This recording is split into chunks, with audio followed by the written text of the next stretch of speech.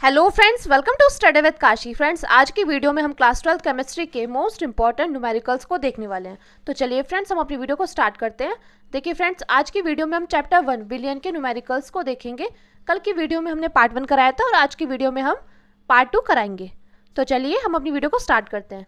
देखिए, इसमें हमारा पहला क्वेश्चन है 5.85 ग्राम सोडियम क्लोराइड को 200 मिली विलियन में घोला गया है, तो विलियन की मोलरता ज्ञात कीजिए। यानी कि हमें इसमें क्या ज्ञात करना है, हमें इसमें मोलरता ज्ञात करनी है। तो मोलरता को इंग्लिश में क्या बोलते हैं, मोलैरिटी भी बोलते हैं। तो देखते हैं 5.85 ग्राम हमें क्या दिया गया है। तो ये दिया गया है हमें विलय का भार, यानी कि स्मॉल w क्या दिया गया है 5.85 ग्राम। अब आगे देखिए, आगे क्वेश्चन में क्या बोला गया है कि सोडियम क्लोराइड को 200 मिली विलियन में घोला जाता है। किस में घोला जाता है, 200 मिली विलियन में घोला जाता है। यानी कि ये क्या है, ये हमारा आयतन। तो कैपिटल वी क्या आ गया 200 ml। अब आगे क्या दिया गया है, विलियन की मोलरता ज्ञात करनी है। यानी कि हमें क्या ज्ञात करना है, हमें ज्ञात करना है कैपिटल M। तो सबसे पहले हम जानेंगे कि इसका फॉर्मूला क्या होता है। तो हम जानते हैं कि मोलरता निकालने का फॉर्मूला क्या होता है, capital M is equal to small w upon small m into capital V millilitre में और इंटू में 1000। तो ये क्या होता है, ये होता है हमारा मोलरता निकालने का फॉर्मूला। इसको आप ब्रैकेट में लिख लीजिएगा। अब हम यहाँ पर देख पा रहे हैं, यहाँ पर स्मॉल w भी है, यानी कि विलय का भार भी है, और हमें कैपिटल V यानी कि हमें आयतन भी दिया गया है। तो हमें क्या निकालना है, हमें निकालना है m यानी कि अणुभार। तो हम देखते हैं क्वेश्चन में हमारा कंपाउंड क्या दिया गया है। तो कंपाउंड को दिया गया है सोडियम क्लोराइड। तो अब हम क्या करेंगे, हम यहाँ पर सोडियम क्लोराइड का अणुभार निकालेंगे। यानी कि हम यहाँ पर लिख देंगे NaCl का अणुभार, जिसे हम किससे डिनोट करते हैं, इसको हम डिनोट करते हैं स्मॉल m से। तो देखिए, हम जाते हैं सोडियम का कितना होता है, सोडियम का होता है 23 परमाणु भार, और क्लोरीन का कितना होता है, क्लोरीन का होता है 35.5। यानी कि जब हम 23 और 35.5 को जोड़ेंगे तो कितना आ जाएगा, यह आ जाएगा 58.5। अब आगे देखिए, हमें यहाँ पर m भी पता है और हमें यहाँ पर v भी पता है और हमें यहाँ पर स्मॉल w भी पता है। तो अब हमें क्या करना है, हमें यहाँ पर फॉर्मूले में वैल्यू को पुट कर देना है। तो आ जाएगा m इजिकल टू स्मॉल w क्या था, स्मॉल w हमारा 5.85 अपॉन, और स्मॉल m क्या है 58.5 गुणा आयतन कितना दिया गया था 200। तो देखिए, ये 1000 ऐसा का ऐसे, ये से कितनी बार में जाएगा, ये जाएगा हमारा 5 बार में। और देखिए कितने बार में जाएगा 5.85 और 58.5। तो ये कितनी बार में जाएगा, ये जाएगा हमारा 0.1। तो यानी कि यहाँ पर क्या हो जाएगा 0.1 गुणा 5। तो कितना आंसर आ जाएगा 0.5 मोल प्रति लीटर। ये हमारा इस क्वेश्चन का फाइनल आंसर आ चुका है। क्योंकि देखिए, हमें यहाँ पर क्या पूछा है, हमें यहाँ पर पूछा है मोलरता। तो मोलरता का जो मात्रक होता है वो होता है मोल प्रति लीटर। चलिए अब हम अपने अगले क्वेश्चन को देखते हैं, जो कि दिया है। देखिए नेक्स्ट क्वेश्चन है 400 ग्राम कास्टिक सोडा को 500 ग्राम जल में घोला गया है। तो इसकी हमें मोलरता ज्ञात करनी है। मोलरता को इंग्लिश में क्या बोलते हैं, मोलैलिटी भी बोलते हैं। तो देखिए यहाँ पर हमें क्या दिया गया है, यहाँ पर हमें विलय का भार कितना दिया गया है, विलय का भार दिया गया है हमें 40 ग्राम। तो स्मॉल w बराबर क्या दिया गया है 40 ग्राम, और बोला है कि कास्टिक सोडा को 50 ग्राम जल में घोला गया है। यानी कि यहाँ पर क्या आ गया है, यहाँ पर आ गया है विलायक का भार। तो यानी कि कैपिटल W कितना दिया गया है 500 ग्राम। और देखिए यहाँ पर हमें क्या निकालना है, यहाँ पर हमें मोलरता निकालना है, यानी कि M डैश निकालना है। अब देखिए हमें क्या करना है, कास्टिक सोडा का हम अणुभार निकालेंगे। तो हम जानते हैं कास्टिक सोडा का सूत्र क्या होता है NaOH। तो हम यहाँ पे लिखेंगे NaOH का अणुभार, NaOH का अणुभार यानी कि स्मॉल m कितना हो जाएगा, सोडियम का कितना होता है, अभी हमने अपने पहले क्वेश्चन में देखा है, सोडियम का होता है 23, ऑक्सीजन का कितना होता है 16 होता है, और हाइड्रोजन कितना होता है 1 होता है। यानी कि जब हम इसको जोड़ेंगे तो कितना हो जाएगा 23 + 16 + 1, तो मिलकर क्या हो गया, ये हो जाएगा 40। अब हम क्या करेंगे, यहाँ पर हम सूत्र लिखते हैं और इस सूत्र में हम वैल्यू को पुट कर देंगे, small w upon small m into capital W into 1000। ये हमारा क्या है, ये हमारा सूत्र है।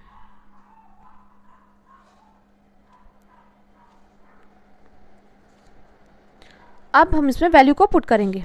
तो स्मॉल डब्ल्यू कितना दिया गया है, 40 दिया गया है, और एम क्या दिया गया है, अणुभार हमारा आ गया 40, और कैपिटल डब्ल्यू कितना है 500 टू 1000। तो 40 से कितनी बार में जाएगा, ये जाएगा एक बार में, और 500 से कितनी बार में जाएगा, 2 बार में। यानी कि यहाँ पर हमारा फाइनल आंसर निकल कर कितना आ गया, 2 मोल प्रति केजी। तो देखिए क्योंकि यहाँ पर था मोलरता, इसलिए हमने यहाँ पर मात्रा क्या लिखा है, मोल प्रति केजी। और अगर पूछता मोलरता तो उसमें हो जाता मोल प्रति लीटर। मैं उम्मीद करती हूँ फ्रेंड्स आपको ये 2 क्वेश्चन अच्छे से समझ में आ गए होंगे। चलिए अब हम अगले क्वेश्चन को देखते हैं। अब देखिए हमारा अगला क्वेश्चन है, सल्फ्यूरिक अम्ल का एक नमूना 94% W/V है और इसका घनत्व 1.84 ग्राम प्रति मिली है, तो इस विलयन की मोलरता ज्ञात कीजिए। तो देखिए फ्रेंड्स इस क्वेश्चन पर आप स्टार लगा लीजिएगा क्योंकि हमारे बोर्ड एग्जाम में डायरेक्टली 4 मार्क्स का पूछा जाता है। तो देखते हैं हमें यहाँ पर क्या दिया गया है, सल्फ्यूरिक अम्ल दिया है, कितने परसेंट। सल्फ्यूरिक अम्ल का सूत्र क्या होता है, H2SO4, यानी कि H2SO4 कितना दिया गया है, 94% दिया गया है। यानी कि हम इसको लिख सकते हैं H2SO4 की मात्रा क्या है, 94 ग्राम है। H2SO4 की जो हमारी मात्रा है वो कितनी है, 94 ग्राम है। अब आगे देखिए जब हमें यहाँ पर परसेंट में दिया गया है तो आयतन कितना हो जाएगा, आयतन हो जाएगा हमारा 100 ml। कितना हो जाएगा आयतन, V कितना हो जाएगा 100 ml। जब भी कोई कंपाउंड परसेंट में दिया जाता है तो आयतन कितना हो जाता है, 100 ml हो जाता है। अब देखिए यानी कि यहाँ पर H2SO4 कितना था, 94%, यानी कि H2SO4 क्या है, विलय। तो विलय का भार कितना है, 94 ग्राम। तो विलय का भार यानी कि स्मॉल w, विलय का भार यानी कि स्मॉल w क्या है, स्मॉल w हमारा 94 ग्राम। अब आगे देखिए और विलयन का आयतन कितना है, विलयन का आयतन है हमारा 100 ml। विलयन का आयतन कितना आ गया, 100 ml। अब देखिए हम यहाँ पर क्या निकालेंगे, हम यहाँ पर विलयन का द्रव्यमान निकालेंगे। वो क्यों निकालेंगे, क्योंकि हम जानते हैं हमारा मोलरता का सूत्र क्या होता है। मोलरता बराबर क्या होता है, भार बटे अणुभार इंटू विलायक का भार इंटू 1000। तो देखिए अब हम क्या करने वाले हैं, अब हमने यहाँ पर विलयन का आयतन हमें दिया गया और विलय का भार, ये 2 चीज़ हमें दी गई हैं। तो अब हम क्या करेंगे, हम यहाँ पर विलयन का द्रव्यमान निकालेंगे। तो हम यहाँ पर लिखेंगे विलयन का द्रव्यमान, विलयन का द्रव्यमान। विलयन का द्रव्यमान क्या हो जाएगा, विलयन का द्रव्यमान हो जाएगा हमारा आयतन गुना घनत्व, क्योंकि घनत्व निकालने का सूत्र क्या होता है, द्रव्यमान बटे आयतन। तो हम यहाँ पर क्या निकालेंगे, यहाँ पर निकालेंगे हम द्रव्यमान। हमें आयतन भी दिया गया और हमें घनत्व भी दिया गया। आयतन कितना था, 100 ml, और घनत्व कितना दिया गया, घनत्व दिया गया हमारा 1.84 ग्राम प्रति मिली। तो जब हम इससे गुणा करेंगे तो कितना आ जाएगा, 184 ग्राम। यानी कि विलयन का जो द्रव्यमान है वो कितना आ गया, 184 ग्राम आ गया है। अब क्या करेंगे, अब हम निकालेंगे विलायक का भार। तो हम यहाँ पर लिखेंगे विलायक का भार, विलायक का भार।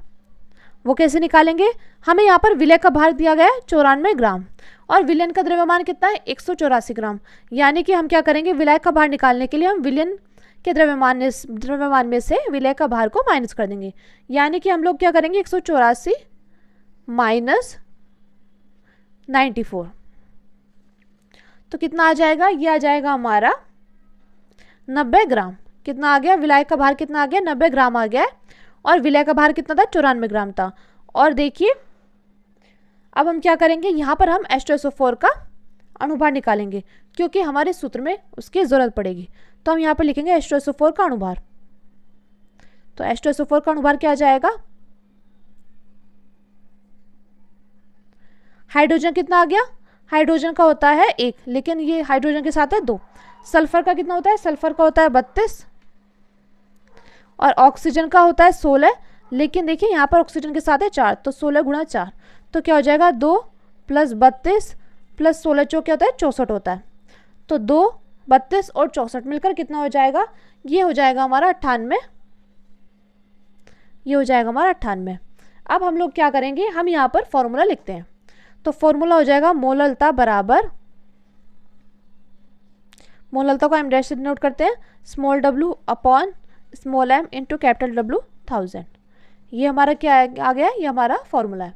अब हम क्या करेंगे, इसमें हम वैल्यू को पुट कर देंगे। तो स्मॉल डब्ल्यू क्या दिया गया है, स्मॉल डब्ल्यू हमारा विलय का भार है 94 ग्राम, और हमारा अणुभार कितना निकल कर आ गया 98। और बात करें विलायक के भार की तो वो कितना आ गया है, वो आ गया है 90, 2000।